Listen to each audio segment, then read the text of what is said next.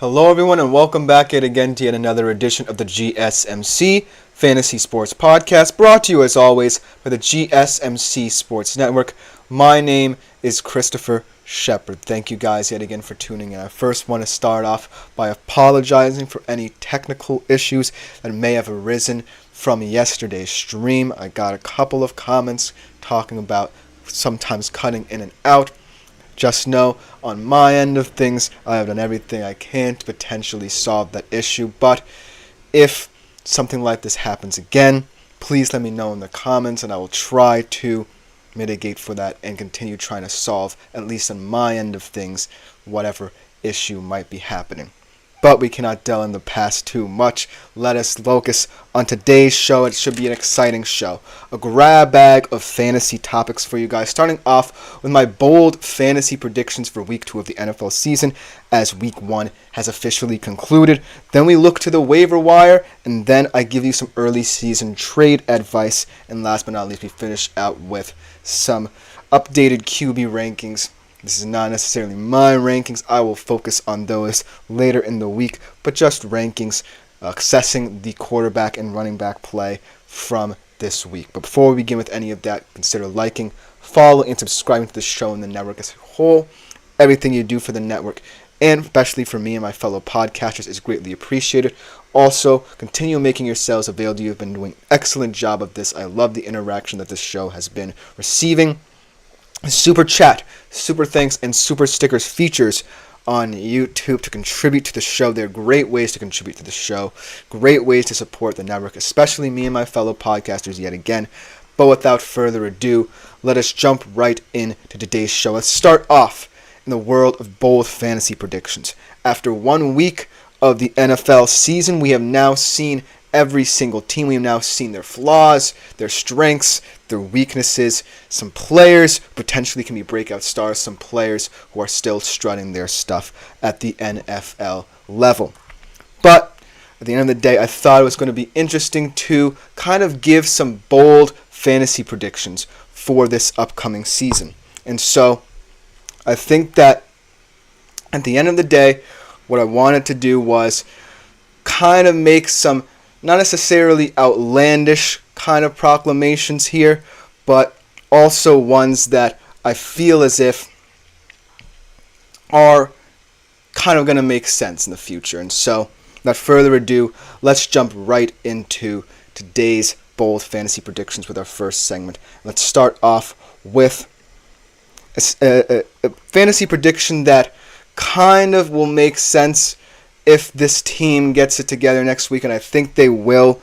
And this guy especially is someone who I was very non-committal about last night. And so without further ado, let's talk about Aaron Rodgers. My bold prediction for him is that he eventually will be a top 10 fantasy QB this week. Now, about his performance last night, like I said, I'm kind of non-committal about this performance from him. Because while he wasn't overly bad, he wasn't overly good as well. But there are ways in which I feel as if he wasn't to blame. I was actually surprised by the offensive line's performance in this game. And I was also kind of surprised that Breece Hall did not play a big part. It was all kind of Aaron Rodgers running this offense. And so I kind of feel like as they play the Titans next week, I think that they will see some improvements along this line here, and as well as incorporating more people into this offense. I think that Aaron Rodgers, at the end of the day, still proved that he has something in him. Of course, it all depends on whether this offensive line can sustain that stability that they have, but it all comes down to, the improvement overall this team. Now, next week, I'm looking at the Tennessee Titans defense, and it certainly profiles as one that's going to be potent in the running game. They have big guys up front like Devondre Sweat, like Arden Key, like Sebastian Joseph Day, who can wreak havoc. So perhaps they're not going to emphasize the run game as much, and that might see Aaron Rodgers get more opportunities to strut his stuff vertically and get more opportunities down the field. So I want to see the Jets constantly improve, and show their growth throughout the season, and will start this next game. So that's my first bold prediction of the day about Aaron Rodgers being a potential top 10 fantasy QB for this week. My second prediction, not quite as bold as these two quarterbacks. Whenever they face each other, I believe bring out the best in each other. It's going to be a classic Thursday night game in the division. Actually, let me get back to the first one because this first one is kind of controversial as well, depending on how you viewed this running back's performance this week. But Derrick Henry to continue his quote-unquote rough start.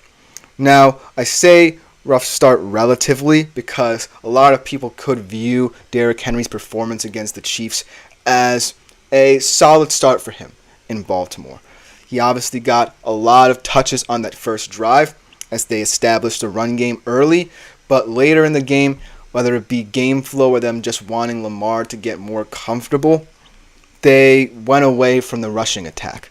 And so I feel like as someone who does not see this fit very well in Baltimore, what with, their kind of committee approach in the past, I still think that Derrick Henry will have a rough going of it. They're going to go against the Raiders, and the Raiders, much like the Titans, have a very solid front. Max Crosby and Malcolm Koonce are solid eds. They add Christian Wilkins, and they're not necessarily, going to want to give up as much run plays as they were gashed on the ground this week against the Chargers. So look for Derrick Henry to not contribute as much. And also, they did feel more comfortable having Justice Hill on the field as kind of a security blanket for this offense. And so going forward, I want to see how this team can incorporate Derrick Henry in ways that make him feel comfortable. But right now, I just don't see it.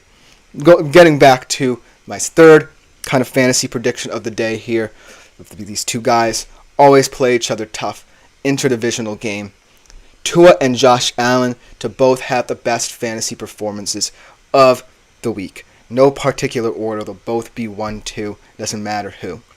Now, the reason why I say this is because what we saw from both of these teams was that with the Dolphins, they struggled early on offense. They didn't really get anything going. Tua wasn't necessarily settled. And then the second half, they really got going after that Tyreek Hill long touchdown.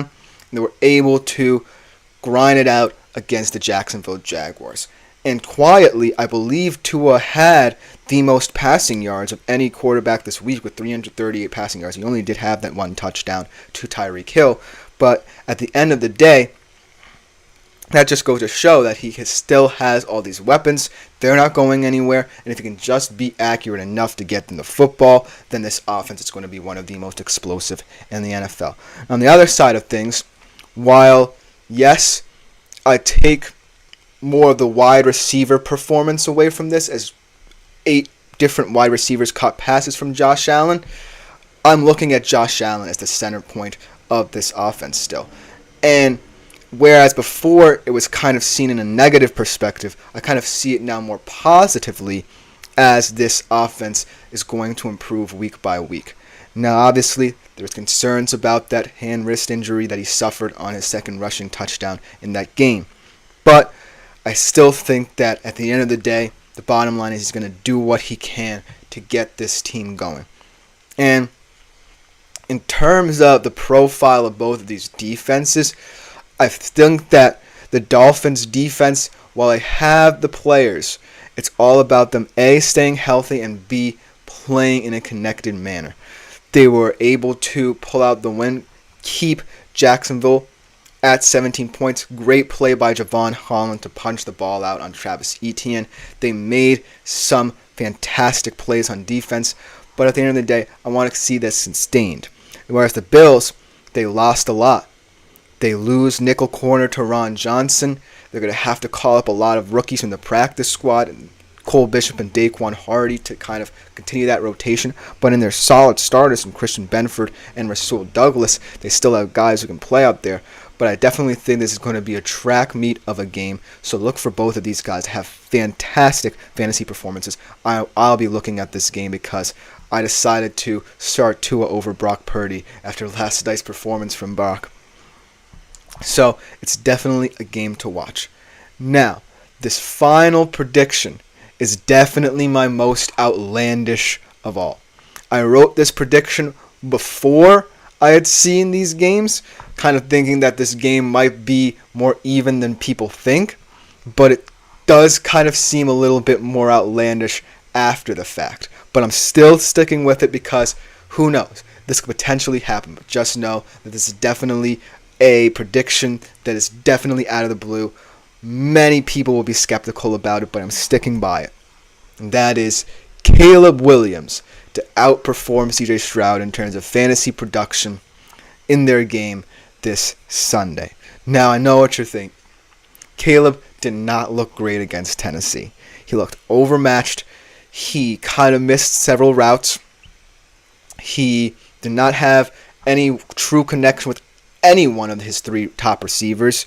But in this game, the reason why I kind of took this prediction as a shot in the dark was that Caleb has this ability to, on any given moment, raise his level based off his leadership.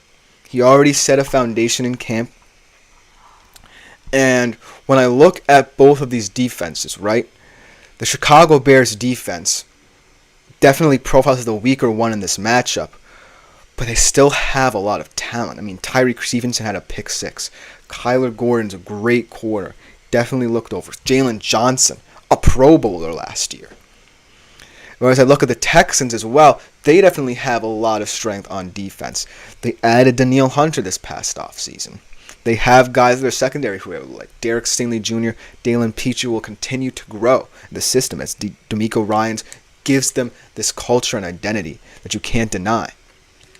But I don't necessarily think it will be wild to see Caleb more comfortable in a second start. As we talked about before, rookie quarterbacks in their first starts are not as successful.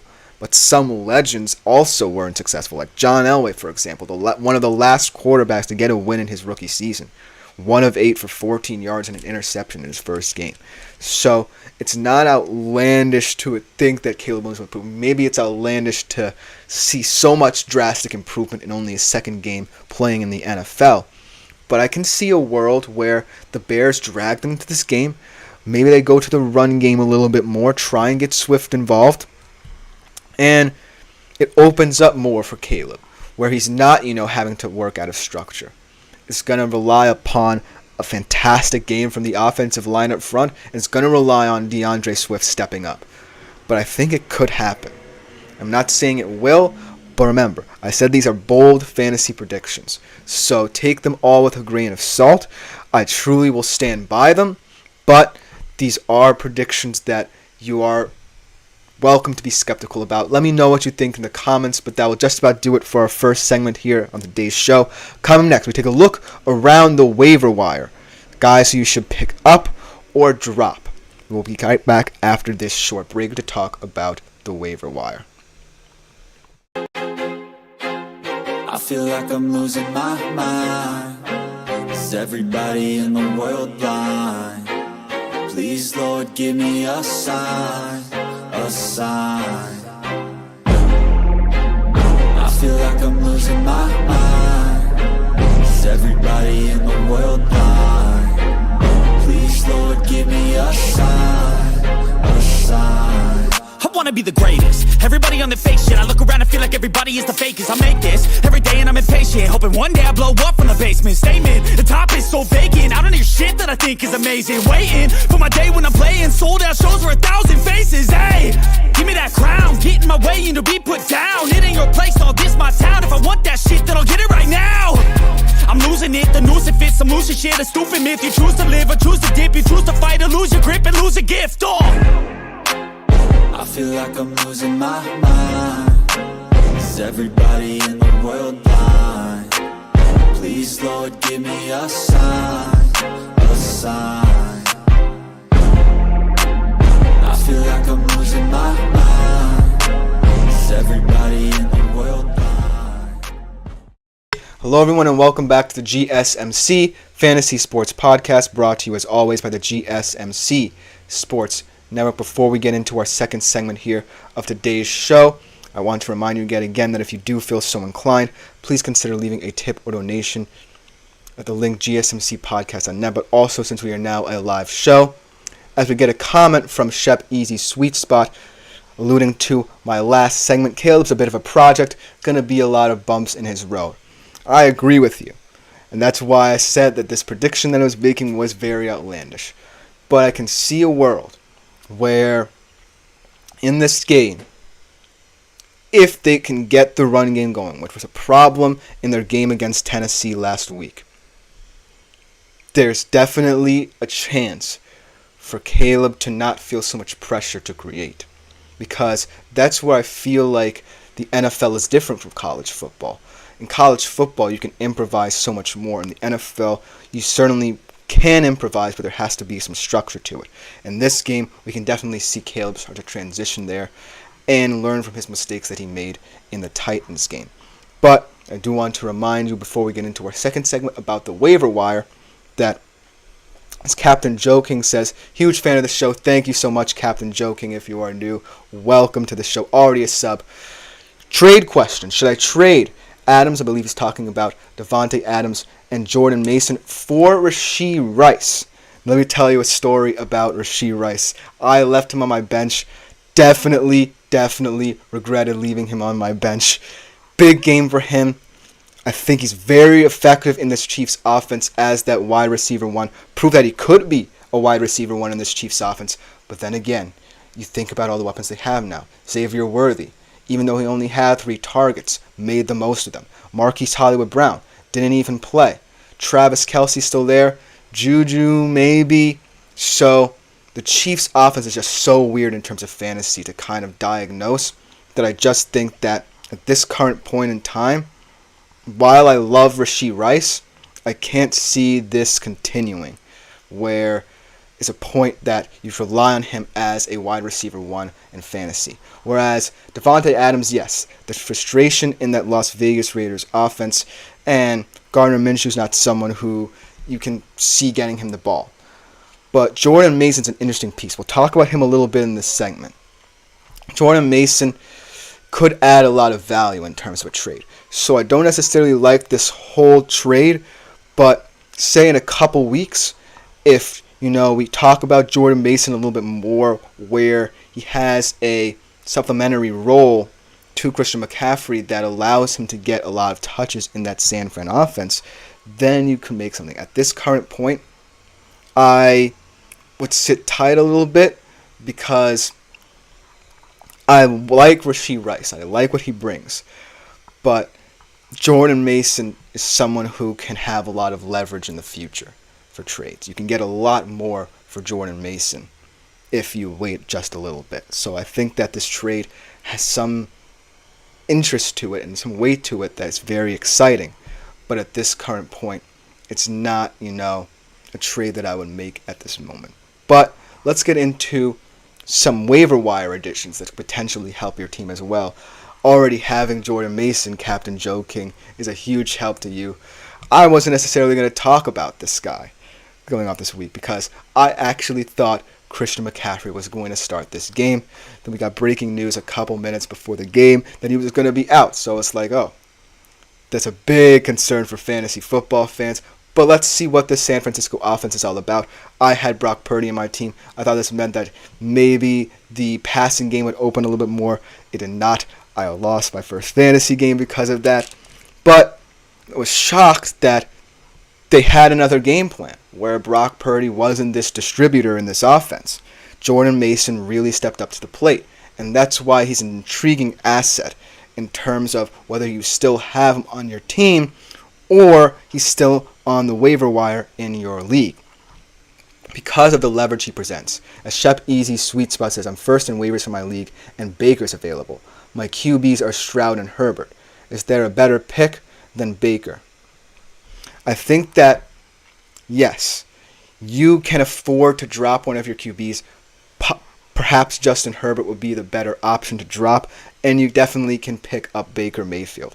Baker is a guy who I was going to talk about, but at the end of the day, he's going to be someone who is going to be a week-by-week kind of guy. I love Baker, but he still has that tendency to have a streaky game in him where, he's not up to par.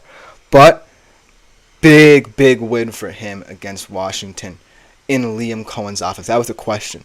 How will the loss of Dave Canales affect Baker Mayfield? Because it definitely affected Geno Smith in Seattle a little bit.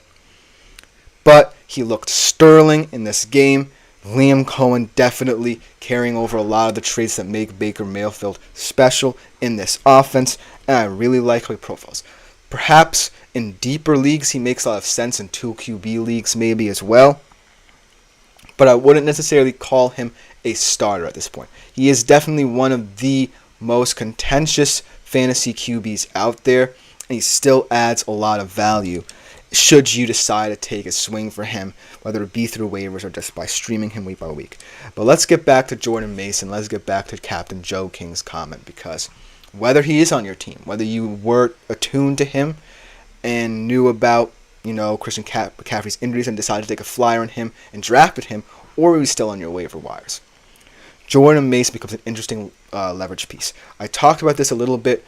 Not necessarily a similar situation, but the whole Jonathan Brooks, Chuba Hubbard thing, where you could use Chuba Hubbard early as leverage, where you can draft him and trade him away and promote Jonathan Brooks to your RB1, or you could just keep Chuba Hubbard, and if he plays very well in the Panthers offense, and we saw what happened with that Panthers offense, then, things could happen. But Jordan Mason is definitely an interesting proposition because they didn't even update us on the extent of the Christian McCaffrey injury, so who knows if he will play this weekend against the Minnesota Vikings. Now, I don't necessarily think that he will be as good as, say, a guy like Chuba Hubbard, even though that sounds kind of funny because of the strengths of the 49ers offense, but it was very telling that they really relied upon him in this game, because I did not expect a backup running back to have that much success in this offense. Yeah, it just goes to show a Kyle Shanahan offense is just so versatile in what it can do. So look out for Jordan Mason if he sticks around, and if Kyle Shanahan has plans for him, even if and when Christian McCaffrey comes back. Let's get back to the quarterback situation, because this weekend there were a lot of quarterbacks who had a point to prove, and one of them may not even have been on your radar as a fantasy QB. He's lost his luster as a fantasy QB as he moved from Las Vegas to New Orleans, but maybe something is brewing with this guy. So, even though he has a very tough matchup this weekend against the Cowboys defense, who looked fantastic against the Browns, albeit a Browns team who I'm not expecting much of on offense, Derek Carr certainly looked like an intriguing fantasy option. And when I look at this Saints offense, it's not as bleak as I thought it was going to be. Alvin Kamara still proved that he can provide some level of production. Rashid Shaheed, a very intriguing deep threat for him. And so this Saints offense could sneak up on a lot of people. They could be a sneaky team even in the NFC South, which now looks more wide open because Atlanta does not look as good as people thought they were going to be. And yes, they're still going to be Tampa Bay, but the NFC South with those divisional games, you never know. So see if you can stream Derek Carr. I still don't rely upon him as a competent fantasy QB. But that game, yes, it was against the Panthers, but it did show what the best of the New Orleans Saints offense could look like, and there's certainly pieces there that I'm more confident in. As Tap to Learn says, I can see Shanahan taking the burden off McCaffrey this year. Mason may get a decent slice of that pie, at least early in the season. I could see a world where that's the case, because it definitely looked like it against the New York Jets. You definitely, even if you're Kyle Shanahan, could not have had that much confidence in Jordan Mason going into this game. And yet, that's exactly what the game plan was. I was shocked, guys. I was shocked that was the 49ers game plan, to grind it on the ground with a former undrafted free agent. And yet, Kyle Shanahan was able to do that because he's Kyle Shanahan and because there's so much confidence in this team. No matter who you are, you have the opportunity to step up. And so that's a fantastic point. McCaffrey is definitely someone who, yes, is he a fantastic, fascinating fantasy asset? Absolutely. But he does come with that injury history, so you have to be wary of that. Jordan Mason, whether you're privy to him or not, is someone that you definitely should look out for. But then let's get to the wide receivers. This is where it gets interesting. And let's talk about the play of Alec Pierce. Alec Pierce was someone who was seen as either a wide receiver 3 or as an intriguing outside receiver for the Indianapolis Colts and for Anthony Richardson. But in a similar fashion, not exactly a similar fashion to Xavier Worthy because they had very different games. On 3 catches, he had 125 yards and proved to be a receiver that Anthony Richardson felt like he could trust. Now, Anthony Richardson had one of the most impressive throws I've ever seen in my life, and he's going to continue to develop that arm talent. So the question is, if the Colts feel like they have opportunities downfield, who will be the deep threat? Because remember, A.D. Mitchell is still there. They drafted him, and they have big expectations for him. And Anthony Richardson did overthrow him on some plays in that game. So, Alec Pierce definitely is someone to keep your eye on. Maybe we'll have to wait it out in terms of the waiver wire. I wouldn't immediately go out for him because I want to see more of the Colts, especially Anthony Richardson, if he can sustain that level of downfield passing that we saw glimpses of in that game. But Alec Pierce, man, who would have thought that he would be the Colts' leading receiver? I definitely thought that Michael Pittman would have a better year. Yes, he had some games where he wasn't necessarily profiling as a wide receiver 1, but that was with Minshew, so we'll definitely see. But at the end of the day, it's always good for a rookie, what feels like a rookie quarterback because he didn't have game time last year, but for a second-year quarterback coming off an injury, to have a guy who can rely upon, and most importantly, be a guy you can rely upon because it taps into one of his strengths, which is downfield passing. So Alec Pierce is interesting. Finally, let's talk about Jordan Love before we go to a quick break. Because the situation surrounding Jordan Love is the Packers believe that his timeline to return will be shorter than expected. But there's definitely QBs on the market. Even Malik Willis that I think could be profiled. Let's talk about Malik Willis. Yes, he had his struggles with the Titans, but the Packers are certainly a team where, he can have decent games. Yes, their schedule's looking rough, but this game against the Colts could be a very exciting game where Malik Willis can perform out of structure. This receiving group, yes, it doesn't have a wide receiver 1, which might make a backup more comfortable to have a security blanket kind of guy, but that's its strength as well. You have so much variety that you can find a solid receiver that you like. So maybe Malik Willis can profile as someone in a deeper league. I'm not saying you should go out and get him immediately, but he could profile as someone who you might be taking a flyer on.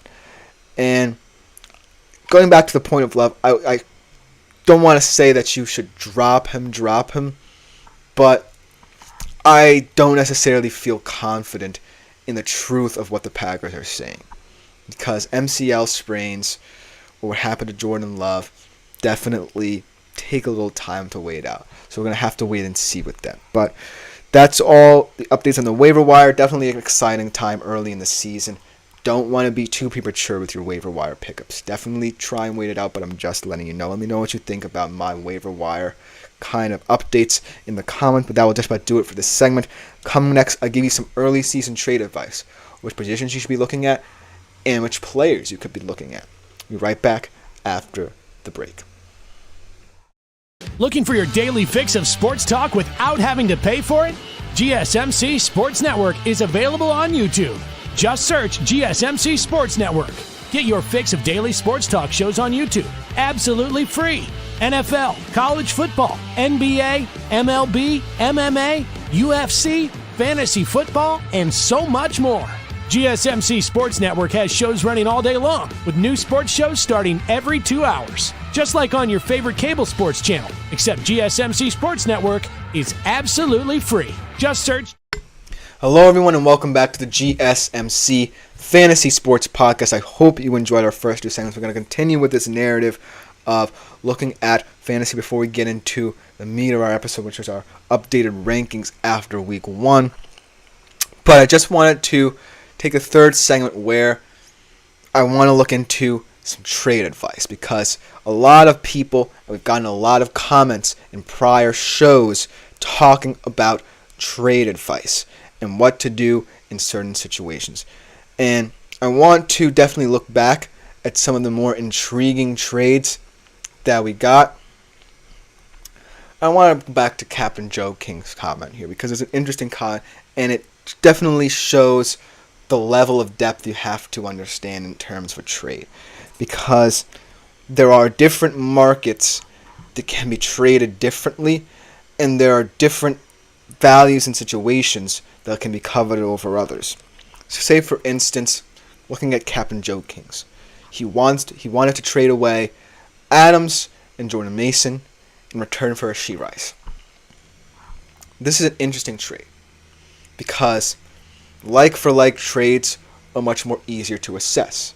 But the reason why, as Shapisi Sweet Spot says, Jefferson and Aaron Jones for Tyreek and Achane, that's another example of an interesting trade, because you're getting like-for-like trades where you can assess both positions. Whereas if you're just looking for a 2-for-1 deal or a 3-for-1 deal this early in the season, that's where I might warn you. But situations where you're getting 2-for-2 and 2-for-1, and it's a high-value player that you get in return, are easier to assess, because the markets are going to become more volatile as we get more injury updates, especially as more players become available on the waiver wire. It's going to be interesting to assess trades. But let's start off with Shep Easy's Sweet Spots trade, because it's a very interesting and in-depth trade as well. 2-for-2 trade here. Jefferson and Aaron Jones for Tyreek and Achane. Now, what I like about this trade as well is that it's a 2-for-2 trade, but both of these players are on the same team. And that becomes very interesting. How do you value teams in this? When I look at Jefferson and Aaron Jones, they had nice games this week, but it was against a very easy defense. And the profile of the Minnesota Vikings offense is not as hopeful and optimistic as that of the Miami Dolphins, where Tyreek and Achane really have more opportunities. Tyreek and Achane didn't necessarily have a good game as a rusher, but he did have a good game as a receiver. I'll give him that. He's someone who I've always said we have to wait and see how the season will pan out for him. And then Tyreek Hill is someone who I think can just change the narrative of a game on one catch like he did in that game against Jacksonville. So assessing this trade is much easier when you know that the teams you're assessing are definitely more optimistic than one another. And that's what I see in this trade. I don't necessarily just see Jefferson and Aaron Jones. I see the Minnesota Vikings. And right now, as much as I love both of these players, and potentially more than, say, Achane, who could be seen as a liability in this trade, I think that this trade shouldn't necessarily happen. Yes, Tyreek Hill is a game-changing receiver.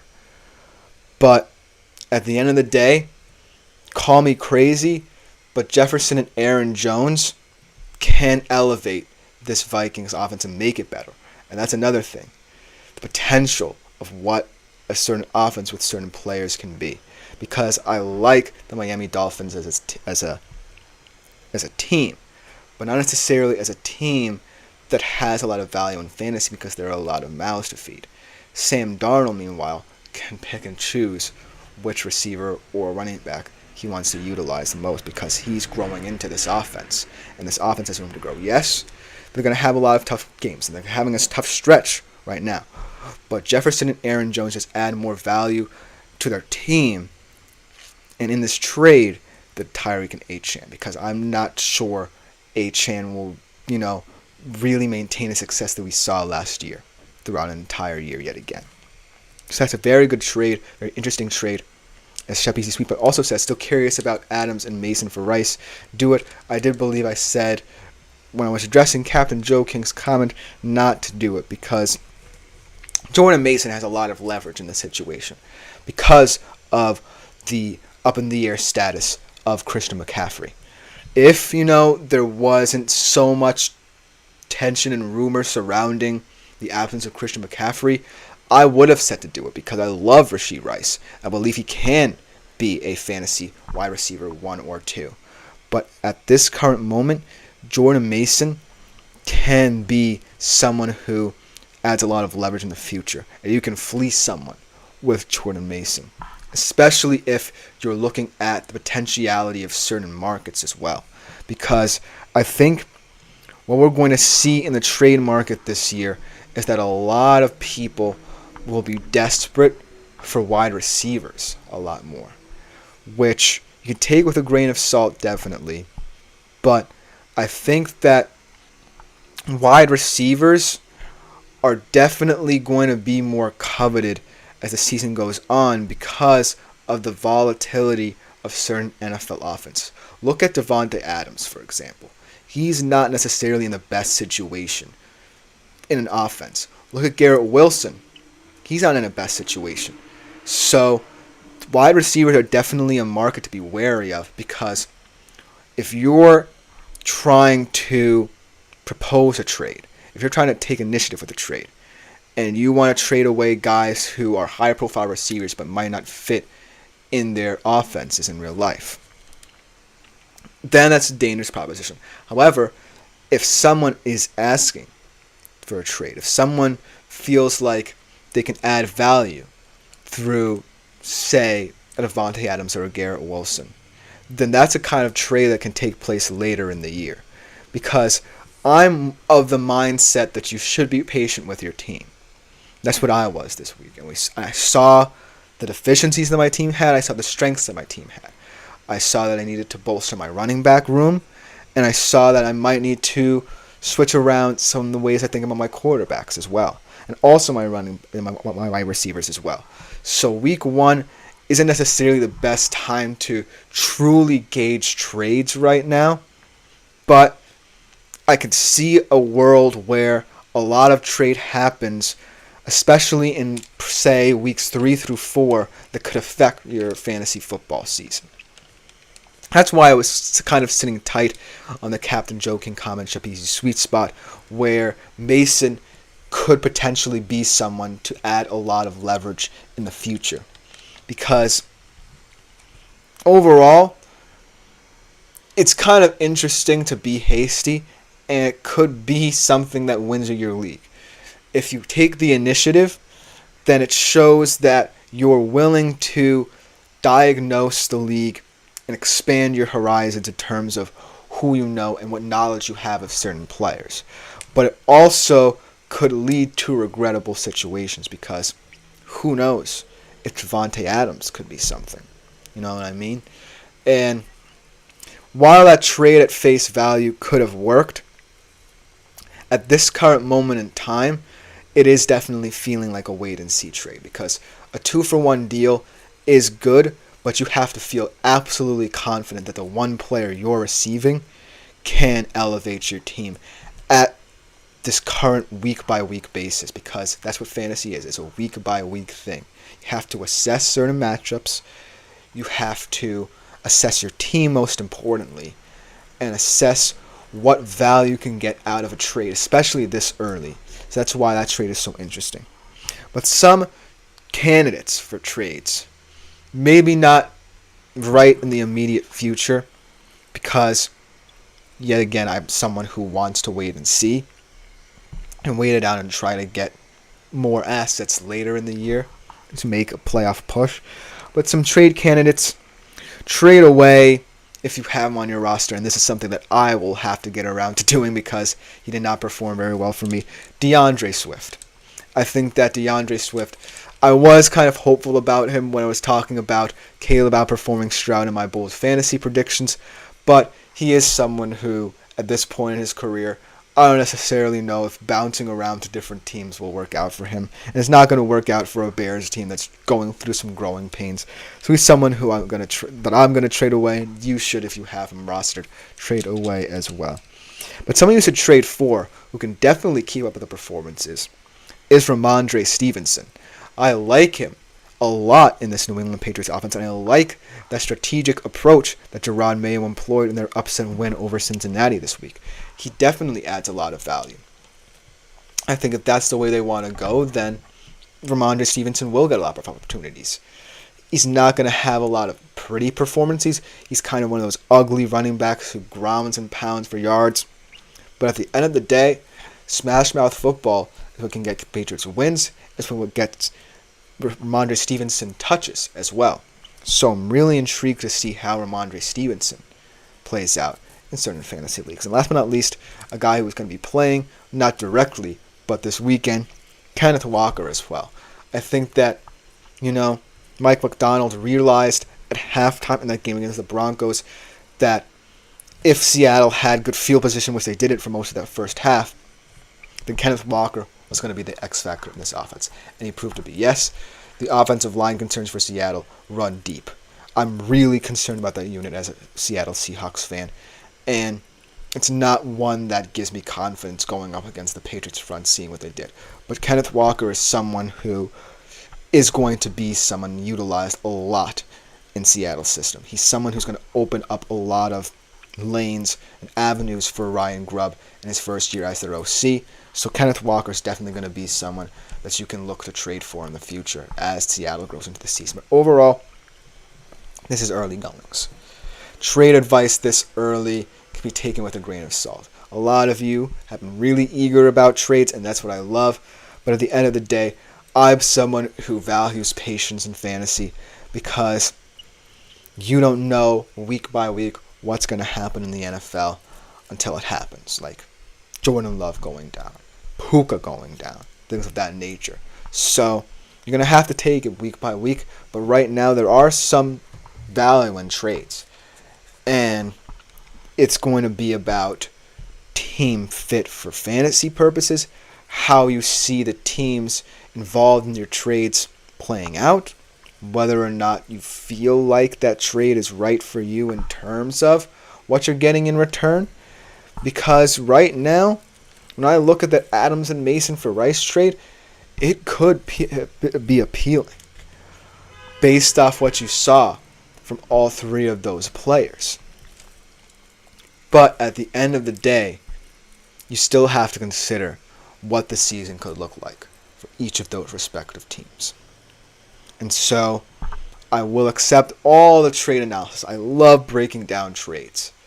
But just know that right now, I personally, even though I'm coming to you from a place of help and I want you to feel like you can get guidance, I feel like right now is not the best time to be hasty in terms of a trade. But that's just my opinion. Let me know what you think in the comments. That will just about do it for our third segment of today's show. Hope you guys enjoyed this trade advice. I'm really loving all the trade advice that you guys are looking for. I hope that I've been of help for you. But coming next, we switch to our updated rankings. We've seen all the QBs. We've seen all the running backs. Which will be in the top 5. This is not my personal top 5 just yet. I'll talk about my personal top 5 quarterbacks for this week coming next. But these is just an updated QB and running back rankings to close out today's show. We'll be right back to talk about them after this short break.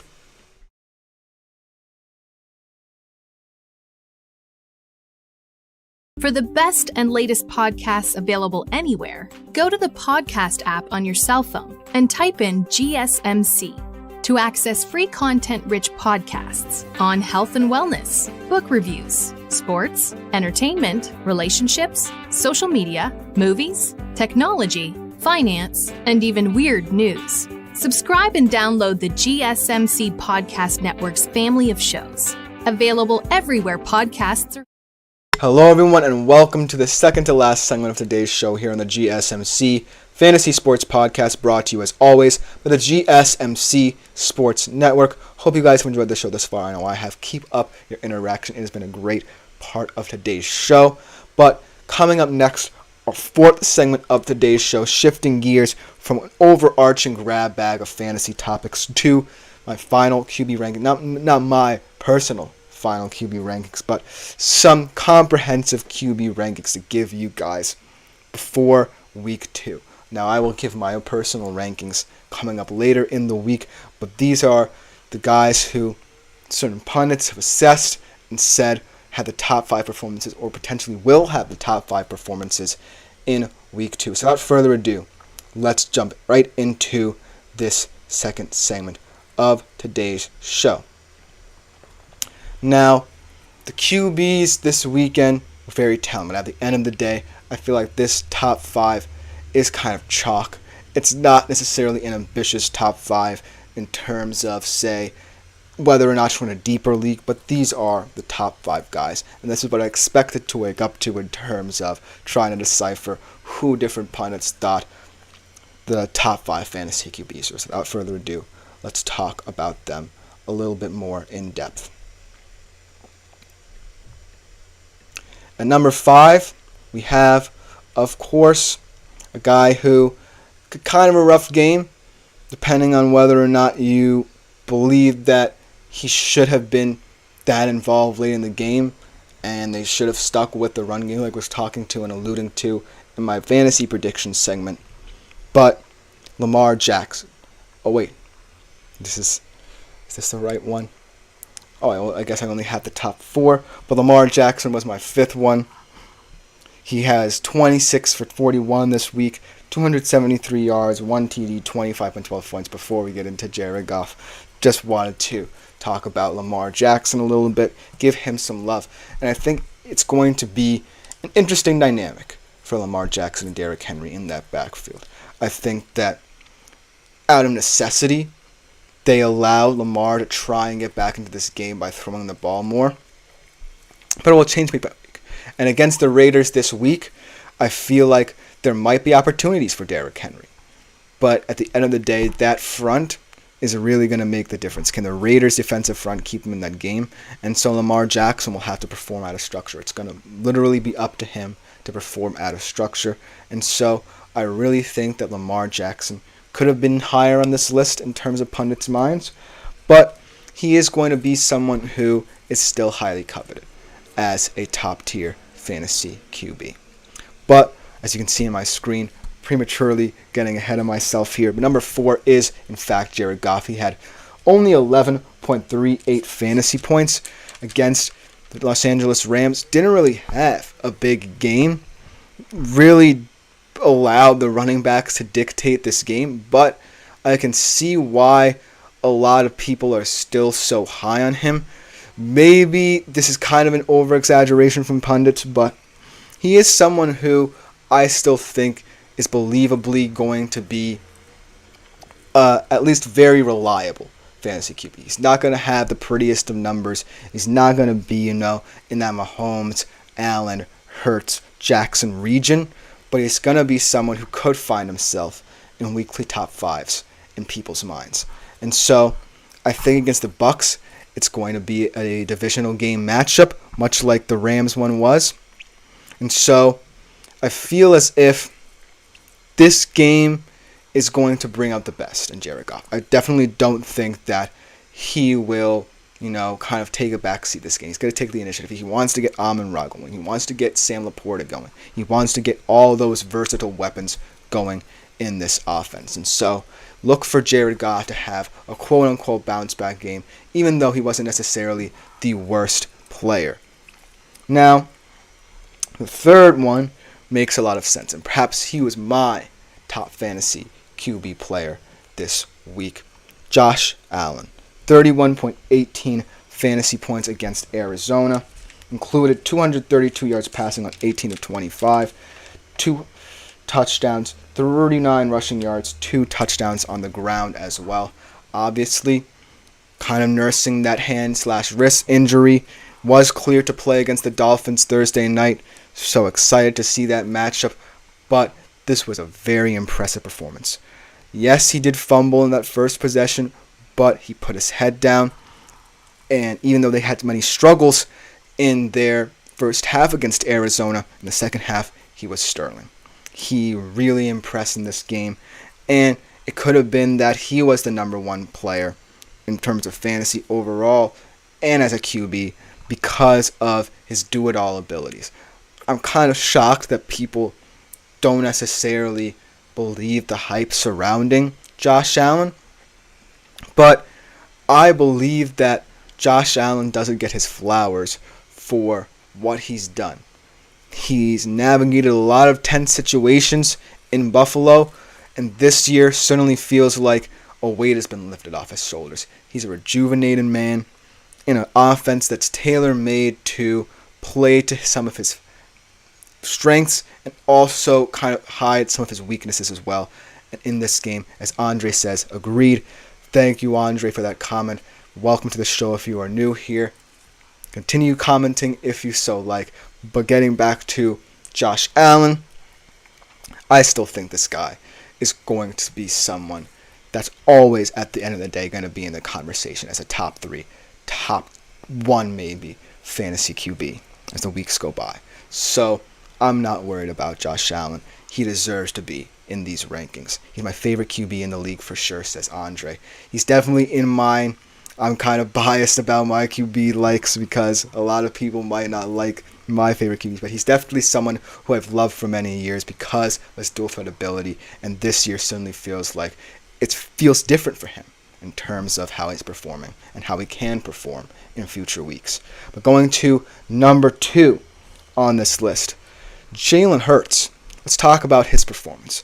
Now, this was a weird game in general. International game. A lot of big plays, but a lot of bad moments for both offenses. And Jalen Hurts wasn't necessarily out of the clear here as well. He had some big plays. A.J. Brown was fantastic. Saquon Barkley had a passing touchdown. Kudos to him for getting involved in the pass game. And he was one of the fantasy standouts of the week for me as well. But at the end of the day, Jalen Hurts definitely felt like he left a lot of big plays on the field. I don't know if it's kind of like the international kind of mindset where you're not necessarily in the confines of your home or what have you, but it certainly felt like even though he had a good fantasy performance, he had 16.42 fantasy performances in this game, I still think that he could have a lot to be desired. And this offense could look a lot of different ways week by week. I think that Kellen Moore is just learning the strengths and weaknesses of what this offense can do. Obviously, the retirement of Jason Kelce is a big thing. I think that Cam Jurgens held up admirably in certain situations. But this is an offense that I still feel is going to have growing pains as Kellen Moore tries to implement new ideas into it.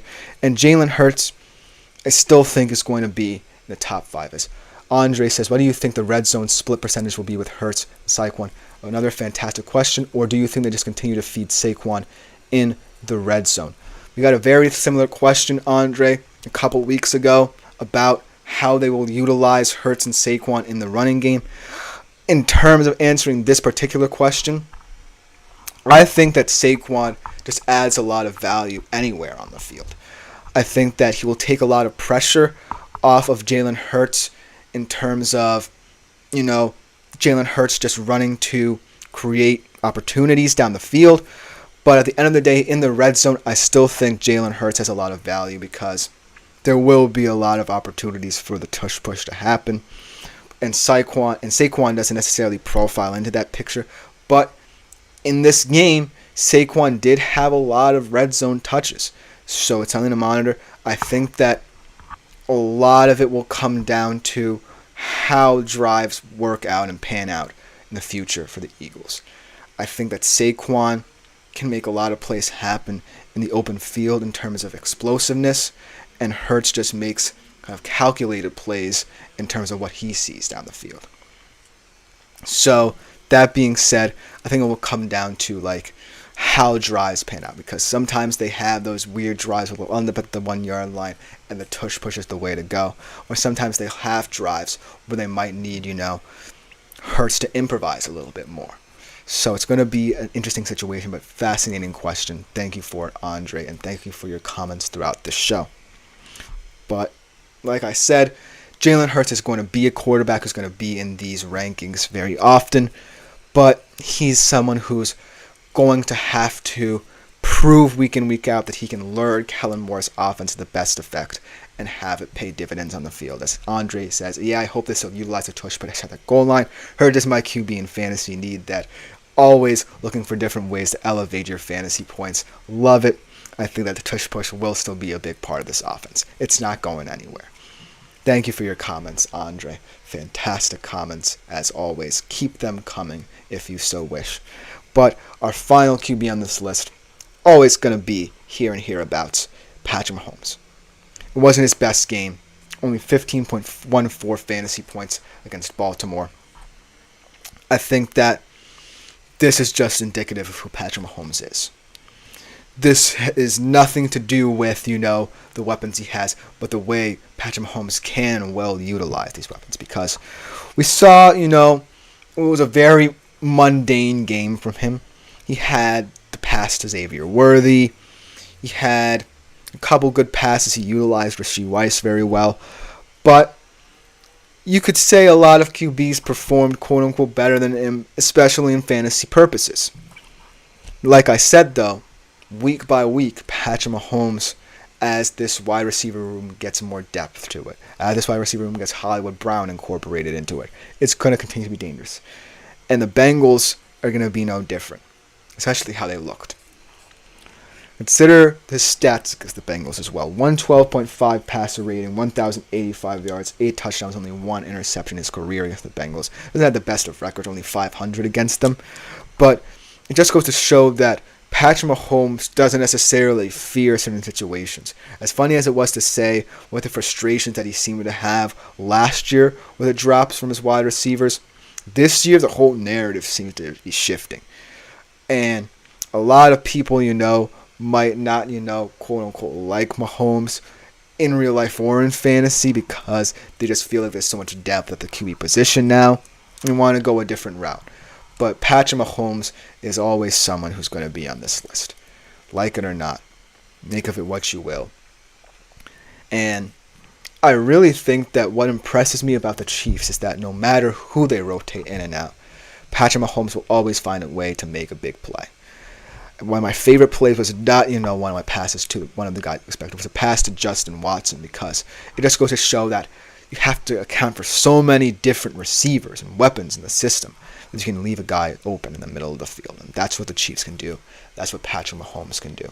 Let me know what you think about this list in the comments. Again, this is not my list, but it is pretty comprehensive, and it's basically chalk from this week. These are 5 guys, maybe excluding Jared Goff, you expect to be here and hereabouts almost every given week in terms of who releases what.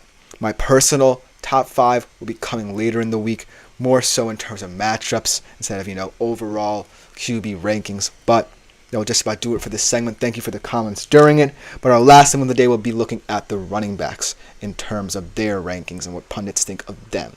We'll be right back to finish the show after this quick break.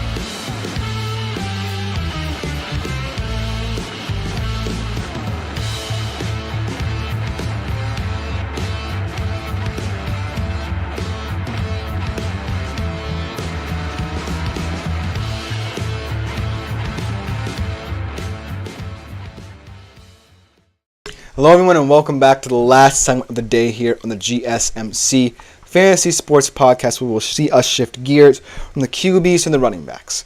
And I loved a lot of the running back performances. Again, this top 5 list is not necessarily my own, but it is one that I feel like encompasses the week, encompasses the narrative surrounding running backs, and most importantly encompasses who the best running backs are projected to be.